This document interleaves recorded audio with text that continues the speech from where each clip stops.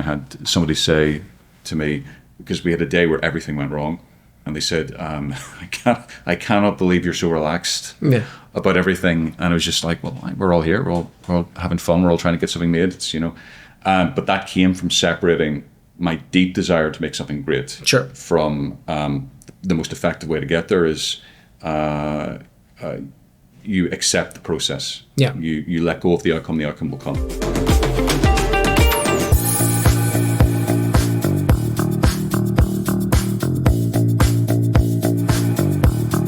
Kinolimers, welcome to an amazing edition we have today. I'm so pumped. Today's all about short films, and with us in studio is Stephen Fingleton, the director of The Waif, in person in Brooklyn, New York. What's up, Stephen? How are you, buddy? Great to be here. Today is all about shorts, and since we're wrapping up our short film submission phase right now for the screenplays, I wanted to ask the man who was this. You had a BAFTA-nominated short film, is that correct? It actually made the Oscar long list, so it was the Academy. So basically, there's a kind of final 10. Well, that was the way it used to be, which would be announced by the Academy, and then 5 of those would get nominated. So you have to tune in to the Oscar ceremony to find out if you've been nominated or not. Well, regarding shorts, because this is something I just want to get out of the way, is like, and we'll get into all the nitty gritty of what makes a short. But how long should a short be? What is a short to you in terms of like length? Because I never know where that lands. It's a great question to think about. I've seen probably, thousands of shorts by this stage because I used to do short film festivals, and you can get all sorts of lengths. You can get anything from a minute long to 45-minute shorts. Oh, wow. And I think the way to think about it is what's the appropriate length for your story, which is usually dictated by what the jeopardy is, what the stakes are. Okay, so one thing about shorts actually is the stakes tend to be smaller than in feature films. Not always. There's a lot of like life and death shorts, but they're usually an episode. In a way the stakes are compacted. So that's something to think about. And then there's also your goals with it. As it happens, the shorts that made the Academy long list, I think, was 23 minutes long. And they tend to be longer, and I think that's partially because you're able to tell a story with more cumulative emotional resonance if it's a little longer. But at the same time, short film festivals, if they're one of your goals, they love programming as many films as they can. Yeah, so they'll. And therefore, a 10-minute short or 15-minute short is something they can prefer. Yeah. So when you're talking about and I love how you talk about the conflict and like a point that to build around, because what we're finding is, and some writers tend to do, is when they're writing a short, they're almost writing like a piece of a film instead of like, hey, this is a moment, a slice of a in a moments of this character's life that they're gonna beginning, middle, and end. Were you writing feature films before this? Because I asked this from the writing side about how do you get from thinking of a 120-page narrative to, let's say, a 20-page narrative to get that beginning, middle, and end? Yeah, I began. I think the first screenplay I wrote, I was 16, and it was a feature. And it's an interesting question. I think from the directing side, shorts are where you should begin because you're learning the ropes. Yep. You're learning the practicalities and the technicalities of filmmaking. From a writing perspective, it's an interesting question. I did a screenwriting course at the London College of Communication. It was a screenwriting MA. And the interesting thing was it didn't really teach me that much about feature screenwriting, but it really taught me about short film writing and how it was kind of it was different art, and it became quite useful. So it can be an interesting process if you're beginning to learn how to write, is to begin with shorter narratives and then extend. And Phil Parker, who designed the curriculum for that course, also liked the idea of doing a medium length film. So 30 to 45 minutes. And again, you're learning the ropes. And just one more thing about the length issue. When you've got a premise for a feature film or even a short, you might work out the appropriate length for this is a different format, or you might realize actually this is a 45-minute piece of television, and it doesn't work in the longer format. And actually, you can sometimes find films which fail because of that. With feature films, for example, that are too long, it's because they've mismatched what they're making. They're not making Lord of the Rings or Lawrence of Arabia, but it's that long. You know, it's that can be a common problem. So you wrote your short. You were able to wrap your head around sort of the beginning, middle, and end of it. Once you had your short done, like what was your next step to get that into a reality of being shot and made? So I come from the kind of guerrilla filmmaking background. The first short films I made were at UCL Film Society, where they had a camera. I was writing to have something to direct. I didn't know people. The idea of writing short scripts to send out is somewhat kind of alien to me. I did do it in terms of looking for financing, but it can be really difficult, and it's very unusual to find schemes which actually help you get a short into production. SLR, which was the one that made the Academy long list, I think I had that on the go for about 7 years. Wow. I did about 15 applications where it didn't get anywhere. It didn't even get an interview on these kind of short schemes. And what happened was I was in a position where the BFI were interested in financing a feature film of mine, but they wanted me to make a more expensive short film to see if I could handle it. If you had the chops. Yeah, and so I said, yeah, actually I've got this script, and we did a bit of development, and they made it for a much higher budget than I thought I'd ever get for it. It was something like £40,000, which is about $55,000 or something. And when I made it, they then said, "Oh, we think tonally this is too different from your feature film." And so the next thing I did was a pilot, but I did a pilot for the feature as a short, again financed by them. Gotcha. And then I kind of greenlit the film. What I would say is it's totally okay to make a section of a feature as a short, but if you can make it as enclosed as possible and make its own film, it can work. I find it can be easier to make a pilot by analogy. In other words, you're not taking a direct excerpt from the feature, but you're describing the tone or the way the mechanics of it work in a short form, in a compressed form. Okay. So that's interesting because you had almost like a cocoon program where you had resources to help you build out your short. And that's what we're trying to do here with Kinolime, with giving the grant to those filmmakers. But once they get that check, right? Once they, okay, we have the financing, we're going to go make our short. What were some of the challenges you faced in making your short? In that, I want to talk about pre-production first. So before you start really rolling the cameras, like getting your thing set up, finally managing your crew for the first time. Tell us some things that you encountered during that phase in particular. Right. Well, it depends on your background. For me, I had never been on a film set, and so I didn't know the rules. I didn't know what you're meant to do. Sure. For example, a classic conflict is where is the line between director and camera person? It took many years to kind of resolve. That's really great. That's interesting. Where that would be. I mean, it's actually it's because sometimes you'll get a director of photography, as they're known, or a lighting cameraman who wants to decide where the shots are, or will want to know where where the lights, will want to decide where the lights are going. There can be a creative conflict, in terms of this. So pre-production, it's about finding the right people to work for. It's about finding the right location. It's about making decisions around the technical aspects of how you're going to shoot, what you're going to shoot on. Much of which will be new to you, like what lens, what format. What type of movement are we going to use? It's kind of the planning stage where you're working backwards from what you're going to be shooting, and you're making sure that you'll have all the elements. So the principal issue with that is experience, and and stuff like learning how to hire the right people. And sometimes the right person is not the person with the most experience. It could be the person who's prepared to work on something in the right way, and they've got an enthusiasm and so on that's useful to you. What was your? I'm curious. Were you more cameraman, that you were trying to step on the toes of the cameraman? What were it like? Yeah, I got on terribly with crews for a very, very long time, like really terribly. I one time when it was my first feature, there was somebody working in the camera department. It wasn't the head of it, but they picked up a piece of equipment and told everyone that if I said another word, the equipment was going to go into my face. Oh, that was the level of Okay.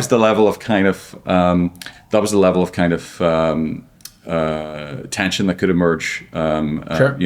And on another occasion, I had an actor who said to me, "You're going to start saying please and thank you to everyone on the set, or you're going to have a problem with your actor." Oh, wow. And stuff like that, Well, which was great advice. That's actually. great advice. It was great advice. Well, that segues me into my. Now we're in the production of it all. What are some obstacles that you face? Now you're set up. You have you're shooting. What's some of the?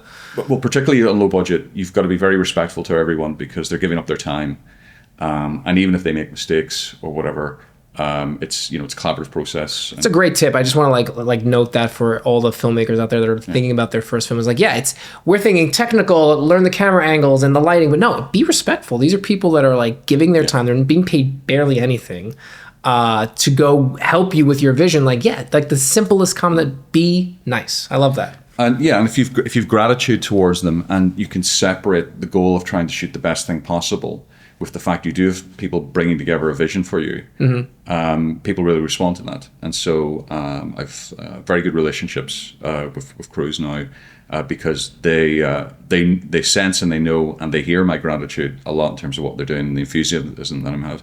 In fact, in my most recent one, I had somebody say to me, because we had a day where everything went wrong, and they said, I cannot believe you're so relaxed about everything. And I was just like, well, we're all here. We're all having fun. We're all trying to get something made. It's, but that came from separating my deep desire to make something great from the most effective way to get there is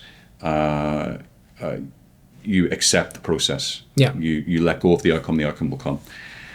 Another thing, I'll give some practical tips. Please. The food is really important, okay? Feed your crew. And you want it to be a hot meal, okay?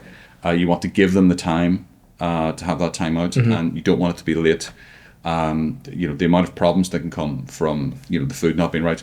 If it's one good thing about a short is you can actually make the food in advance, okay? Sure. You can, like I used to do this. You make it, you freeze it, and you heat it in the microwave on set or something like this. Microwaves are very useful, having a few of them around the house, so don't throw them out for things like sets. And that can make a big difference because you want stuff around the side of it to be a better, a better experience for everyone. The other thing is, obviously, your focus should be on if you're directing, your focus should be on the actors. And the smaller a film is, or the lower budget it is, often you're firefighting or you're doing other things. Sure. But the primary thing to get is the performance done, is to watch them and to help, because there's nobody else on set doing that, right? That will, the most important thing, in my opinion, about short films is the quality of performances. Because that's what really separates what gets into festivals, what people recognize from anything else. So is it about because chances are for people making the shorts, they're not having, and I hate to use this word, but they're not having like the high SAG professional actors on their sets. They're having like people potentially, in film schools or theater schools, Well, then that's not to disparage them because we all have to start our journey somewhere. But what would be some advice you would give them? Is it about making the actor comfortable? Like, what did you find? The first thing is the cast, right? And there's lots of people who want to work, even on shorts, for example.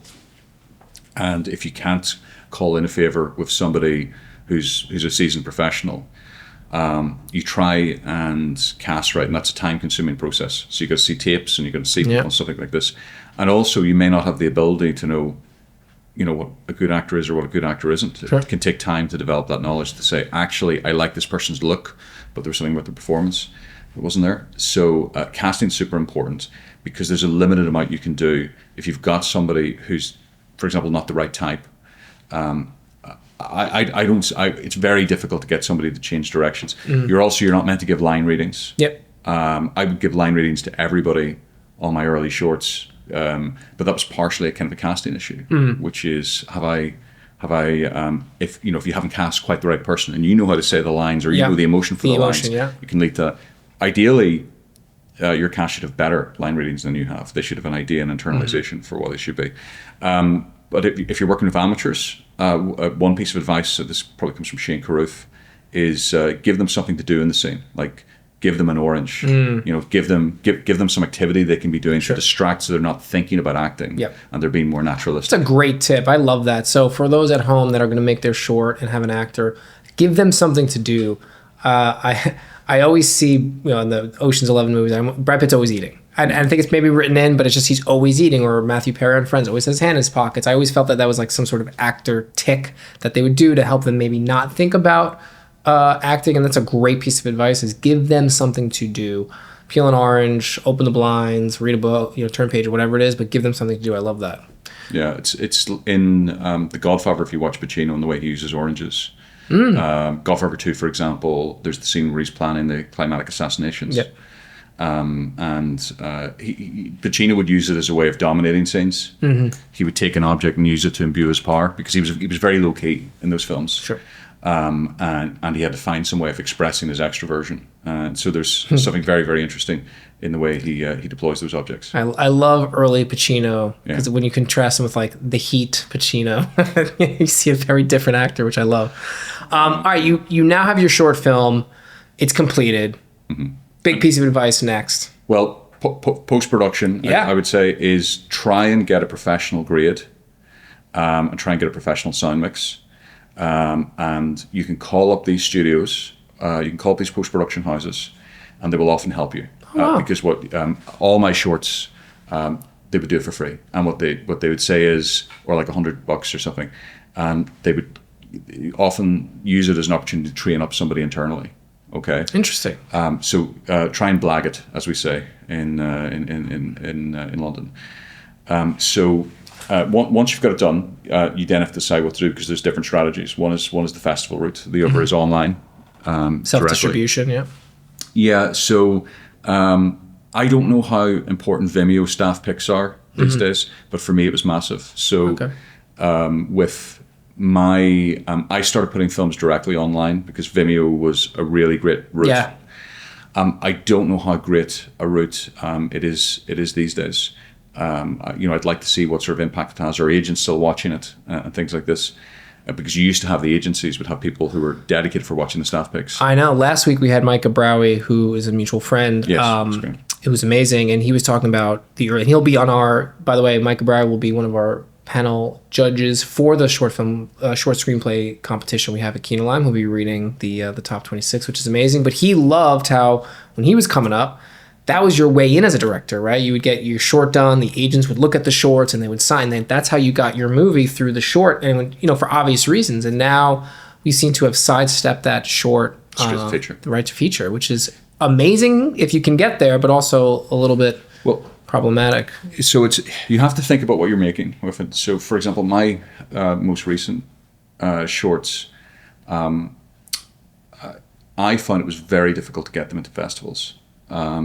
And it made me think, okay, what's the purpose in terms of what I'm doing? Because what I used to do was I actually used to work at the BBC, and I was meant to be like a purchase ledger clerk, but actually a lot of the time you had to physically send DVDs to these short festivals. And I had a massive spreadsheet of like 250 festivals. So like every day I was done the post office sending these DVDs off. Sure.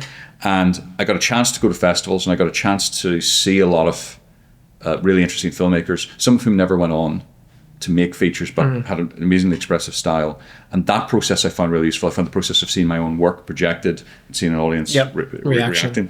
But these days, it's very expensive, and I don't know how much utility there is to do that idea of like a 1 year or a 2 year campaign. The idea is your first year is you're going for the big 5 festivals, and then your second year, once you've got your premieres and all this, you go with everybody else. That's the kind of traditional route. I guess if you have the money, it's worth the approach, but there's always an opportunity cost. The big issue of shorts, and you have to have a kind of clear idea as to what you're doing with them, what you want them to achieve for you, because you can get lost in that world. Yep. It's about feature films. Like I still make shorts, even though I've made feature films because I like the form. Sure. But with some people, for example, I have a friend of mine who made or a couple of friends who made a great short film called Spoor, and they were talking about making another short, and I was like, you should go straight to feature. Like, you don't need to prove yourself anymore. This is a terrific film, and and there's a kind of a comfort zone that can emerge being in the mini world of shorts when it's actually really disconnected from the world of features. Obviously, the Kinolime competition isn't. There's many reasons why you're doing it. Among them is to find people who are really interested in filmmakers, and you're making feature films. Okay, so that's really great.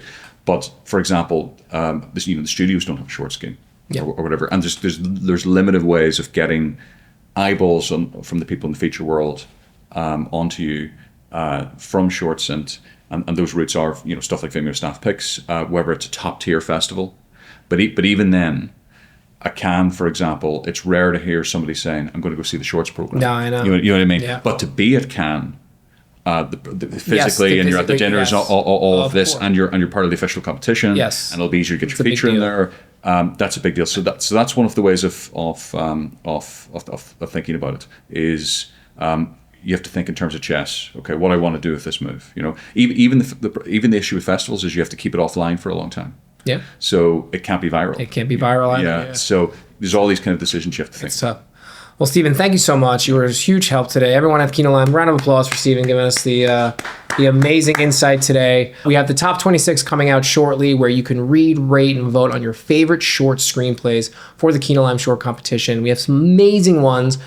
There's thousands of submissions. There's some great ones. The one you pick, the one that you vote on, we're going to write a check. Well, eventually, if it wins, we'll write a check to get that movie, that short film made, which is amazing. We're offering $7,500 to the winner, plus $500 for festival entry fees and all that good stuff. So it's a great way to reach out to filmmakers, and we want to thank you and get ready to vote. Stephen, thank you so much for joining us today. Really appreciate it again, and we'll see you soon.